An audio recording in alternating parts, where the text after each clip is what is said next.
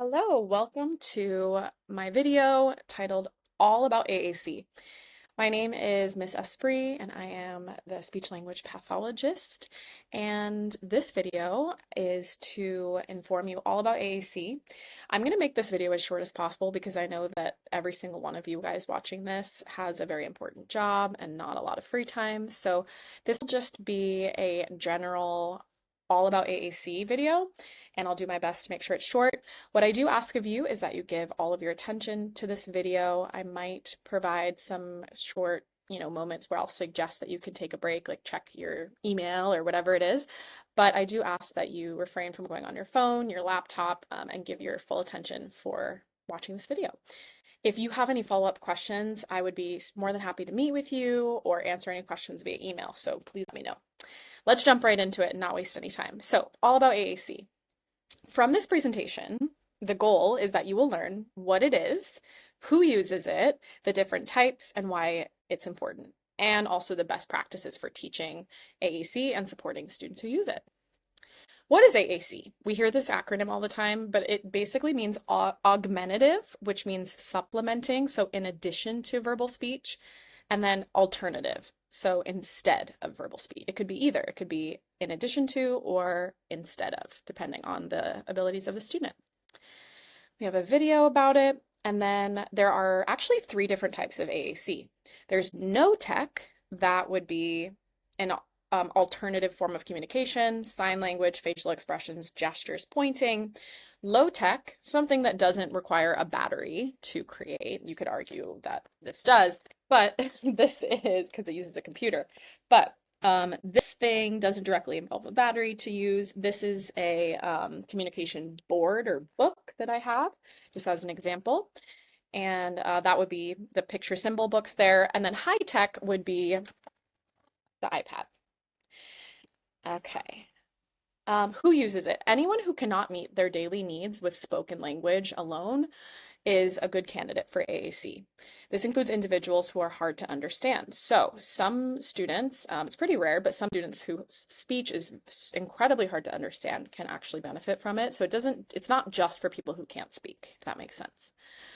Communication is a fundamental human right. That is something that we need to just kind of put out there at the beginning because that is why this is so important. All right, best practices. So what is important with AAC? Access, making sure the system is accessible at all times, consistently modeling using the system. It's not going to be useful if the adults in the room don't use it, don't pick it up, and don't teach the student how to use it. Number 3, core vocabulary, focusing on core vocabulary and key words. We'll talk a little bit about what that means.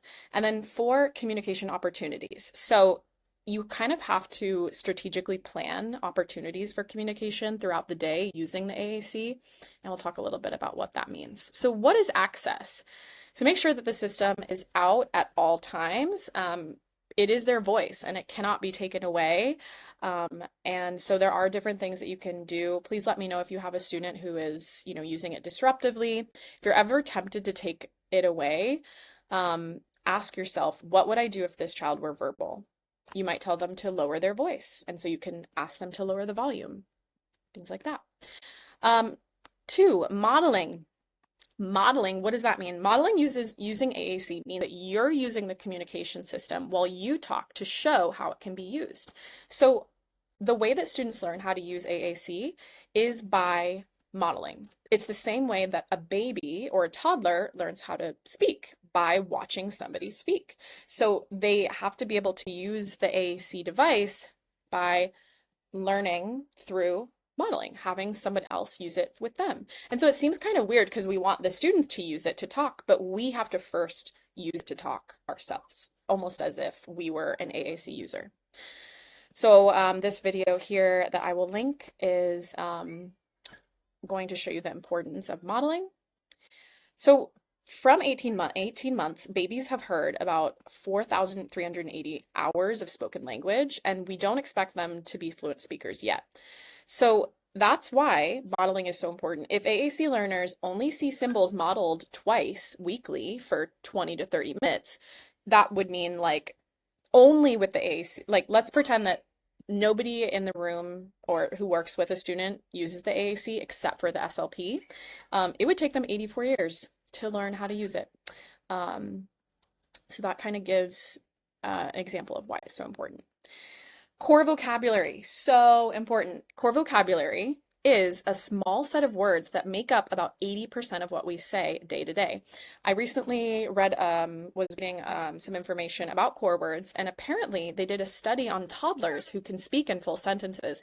And these toddlers, they recorded what they said, they wrote it down, and then they realized that there were like a set of 32 words that made up 80% of what they said. Some of the top words used by most people, so it would be incredibly difficult for you to tell a story without using these words. I, out, off, yes, help, here, no, a, want. These are words that are what we call core words.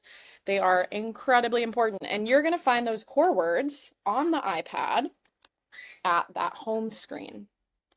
That's going to be what's here. It's going to be it, the, a, want, help, all those things. So there's a kind of an example, and it says, use this website to try and describe a cheetah and how a volcano works using only 1,000 most used words in English. That would be very difficult to do. So for cheetah, did you say something like a big cat that runs fast and has spots? Yeah, maybe. Okay. So number 4, communication opportunities. There are only 4 reasons why people communicate. 1, to express wants and needs. 2, to get and share information. 3, to build relationships and maintain relationships. And then 4, to engage in social etiquette. So hi, hello, goodbye, see you later. We need opportunities to practice these each and every day, all of those things. So research has shown that AAC users need at least 200 communication opportunities every single day in order to learn to use their system well. So that's why if you see me with a student, you'll see that I turn almost everything into a communication opportunity. If spitting in a chair, I'll stop them and press stop, and then I'll go, make them go again, and we'll press go. And so it is repetitive, and it can be kind of, interesting to watch, but that is why. Having a communication device alone doesn't make you an effective communicator any more than having a piano makes you a musician. You need that instructor to guide you and learn and teach you to learn how to play piano. So in summary, it's super important to make sure that the AAC system is available at all times. It's always charged. If you need any assistance with that, please let me know because I can help you set up a system for that. It's incredibly important to model language on the system.